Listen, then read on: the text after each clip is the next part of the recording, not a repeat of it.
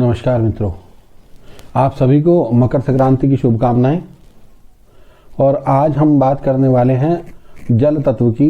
और व्यक्ति जब उत्पन्न होता है, पैदा होता है, तब उसके शरीर में लगभग 95% जल ही होता है और ये जल ही उसके विचारों के प्रवाह का साधन बनता है। धीरे धीरे ये जल जब हम जवान हो जाते हैं तो 70% रह जाता है। ठीक उतना ही जल इस ब्रह्मांड में भी है। 70% पानी हमारे ब्रह्मांड में है और हमारे शरीर में भी 70% पानी ही है। इस पानी का बड़ा महत्व हमारे जीवन में है। यूं तो कहें कि शरीर को पोषण करने के लिए पानी सबसे ज़्यादा आवश्यक वस्तु है, लेकिन अन्य जगहों पे जैसे हम हमारे सुख साधन हैं उन्हें ढूंढते हैं ज्योतिष में या वास्तु में, तो वहाँ भी जल का एक अपना महत्व है। जल तत्व, वास्तु में ये एक शब्द आता है जल तत्व, ये जल से ही जुड़ा हुआ शब्द है। वास्तु में जल की दिशा होती है उत्तर।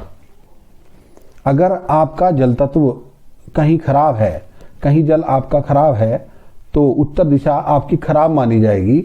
और इस उत्तर दिशा के खराब होने से, इस उत्तर दिशा में हर्डल आने से, यहाँ पे कोई टॉयलेट वगैरह बनने से या और दूसरी चीज़ें होने से, कबाड़ होने से, या कुछ अन्य अनुपयोगी साधन यहाँ पे रखे हों, या कोई अग्नि से संबंधित वस्तु यहाँ पे रखी हो, इन सब का जो प्रभाव है वो इस जल तत्व पे पड़ता है। तो आपके मन से जो विचार हैं वो बाधित हो जाते हैं, नए आइडिया आने आपको बंद हो जाते हैं, यहाँ तक कि नए अवसर भी आप अपने गंवा देते हैं। एक जापानी वैज्ञानिक हैं इमेटो, उनकी एक थ्योरी जो प्रकाश में आई, तो उन्होंने जल पर काफ़ी शोध किया और ये पाया कि जल के अणु हमें एक मैसेज देते हैं, एक बहुत अच्छा मैसेज। अगर हम चाहें तो अगर हम जल की इज्जत करते हैं, जल को थैंक यू बोलते हैं, या हम जल को, जैसे कि पूजा पाठ में प्रत्येक में जल रखा जाता है, हर जगह वरुण देवता की पूजा होती है, वो हमारे शास्त्रों में क्यों होती है? अगर हम इसे साइंटिफिक तरीके से जोड़ें तो उन्होंने ये प्रूव किया कि जल के जो अणु हैं, जब उन्हें मंत्र सुनाए जाते हैं या भजन सुनाए जाते हैं तो एक अपना विशेष आकार लेते हैं और वे एक प्रसन्न चित्त मुद्रा में दिखाई उन्हें दिए।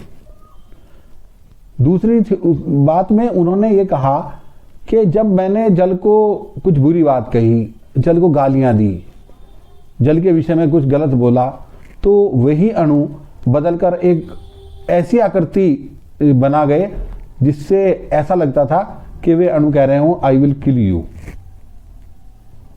तो हमारे पूर्वजों ने इसे पकड़ा, उन्होंने जल को अभिमंत्रित करके पीने की सलाह दी। इसी तरह दूसरे धर्म में, इस्लाम धर्म में भी कुछ लोग जल को फूंक मार के देते हैं कि इसे पियो। ऐसा नहीं है कि वो जादू है। एक्चुअल में देखा जाए तो जल को वो लोग, उसके जो अणु हैं, उन्हें एक अच्छी आकृति प्रदान करके आपको देते हैं जिससे वो जल आपके शरीर के लिए फायदेमंद हो। आगे से आप एक प्रयोग करके देख लें। जब भी आप दवाई लें, जल के साथ ही ज़्यादातर ली जाती है, तो उस दवाई लेने से पहले आप उस गिलास को थैंक यू कहें, उस जल को थैंक यू कहें, और उसके बाद वो दवाई लें। तो आप देखेंगे कि आपको जो रिजल्ट पहले नहीं आ रहे थे, अब वो आने शुरू हो गए हैं। और आप ये जानकर आश्चर्यचकित हो जाएंगे कि आप नहाने पर भी अगर जल का इस्तेमाल, उसको धन्यवाद बोलकर, उसको मंत्र बोलकर करते हैं, तो वो नहाने में जो प्रयोग हुआ जल है आपकी प्राण शक्ति को, आपकी प्राण ऊर्जा को, आपके चक्रों को बहुत ही सुंदर बना देगा और बहुत ही अच्छा प्रभाव आपको देगा।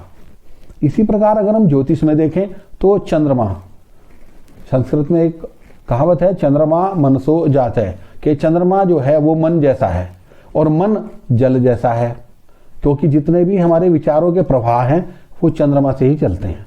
इसीलिए ज्योतिष में चंद्रमा को मुख्य एक ग्रह के रूप में जाना गया है कि सूर्य ग्रहों का राजा है और चंद्रमा ग्रहों की रानी है।